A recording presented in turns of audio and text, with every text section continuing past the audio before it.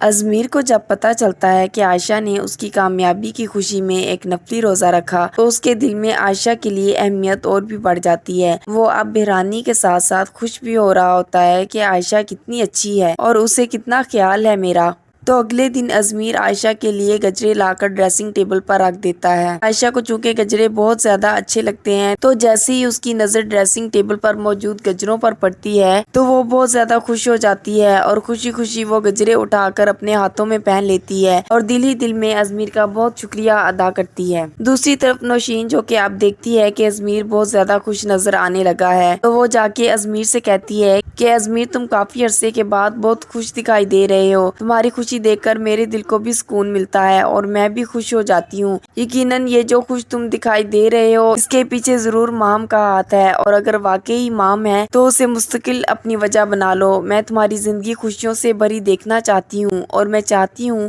کہ تم مام سے شادی کر لو۔ میری اس بات پر غور کرنا اور تحمل سے بیٹھ کر فیصلہ کر لینا، مجھے تمہارے جواب کا انتظار رہے گا۔ اب ازمیر تو اپنی ماں کی بات سن کر کافی حیران ہو جاتا ہے کہ میری ماں مجھے یہ کیسا مشورہ دے رہی ہے۔ نوشین اب ازمیر سے مزید کہتی ہے کہ یاد ہے کہ تم نے مجھے کیا کہا تھا کہ امی میں نے یہ شادی دادی کی مرضی سے کی ہے اور ایک اور شادی میں آپ کی مرضی سے کر لوں گا۔ اب میری مرضی جان لو، میں تمہاری شادی مام سے کروانا چاہتی ہوں کیونکہ مجھے مام بہت اچھی لگتی ہے۔ تم نے دیکھا نہیں کہ جب بھی تم مام کے ساتھ ہوتے ہو تو تم بہت خوش دکھائی دیتے ہو اور ویسے بھی مام تمہاری بچپن کی دوست ہے اور تم دونوں کے بیچ کافی انڈرسٹینڈنگ ہے۔ عائشہ کے ساتھ تو میں نے کبھی بھی تمہیں خوش نہیں دیکھا اور اس کے ساتھ تمہارا کبھی بھی اچھا وقت نہیں گزرا اور میرا خیال ہے کہ تم عائشہ کو نہیں بلکہ مام کو ڈیزرو کرتے ہو، اس لیے میں چاہتی ہوں کہ تم مام کو اپنی شریک حیات بنا لو، یہی تمہارے لیے اچھا ہوگا۔ دوسری طرف مام کی ماں فوزیہ مام کو کال کرتی ہے اور پوچھتی ہے کہ تمہارا وہاں وقت کیسا گزر رہا ہے اور ساتھ ہی اسے اپنا فیصلہ بھی سنا دیتی ہے کہ مام میں تمہاری شادی ازمیر سے کروانا چاہتی ہوں، تم دونوں کی جوڑی بہت ہی اچھی لگے گی اور ویسے بھی نوشین تو اس رشتے کے لیے بہت راضی ہے۔ میں جانتی ہوں کہ میری بات تمہیں عجیب ضرور لگے گی لیکن میں تمہیں بتا دوں کہ ازمیر بہت اچھا لڑکا ہے اور تمہارے لیے بہت ہی اچھا ثابت ہوگا اور ویسے بھی ہم اس فیملی کو شروع سے جانتے ہیں،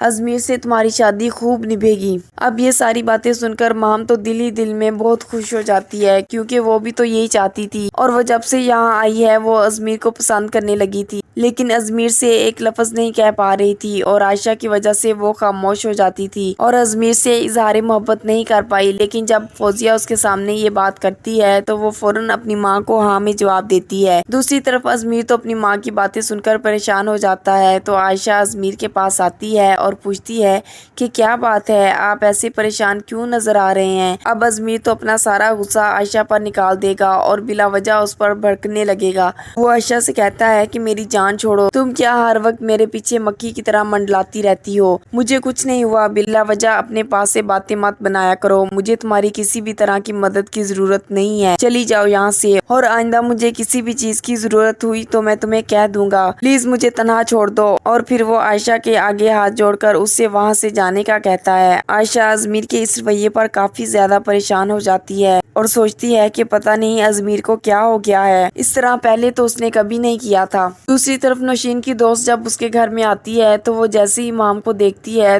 تو وہ اس کی تعریفوں کے پل باندھنا شروع کر دیتی ہے۔ وہ کہتی ہے کہ نوشین تمہاری بہو تو بہت ہی زیادہ خوبصورت ہے، تو وہیں پر موجود ازمیر اپنی امی کی دوست کی غلط فہمی دور کرنے کی کوشش کرتا ہے اور کہتا ہے کہ مام نہیں، عائشہ اس کی بیوی ہے، تو نوشین کو تو کافی برا لگتا ہے۔ اب ازمیر اپنی ماں کے فیصلے پر سوچنے کو مجبور ہو جاتا ہے کہ کیا واقعی اسے اپنی ماں کی بات مان لینی چاہیے، کیا اسے مام کے ساتھ شادی کر لینی چاہیے اور عائشہ کو چھوڑ دینا چاہیے اور کیا اس کی زندگی مام کے ساتھ ہی اچھی گزرے گی؟ کمنٹ سیکشن میں اپنے خیالات کا اظہار ضرور کیجیے گا۔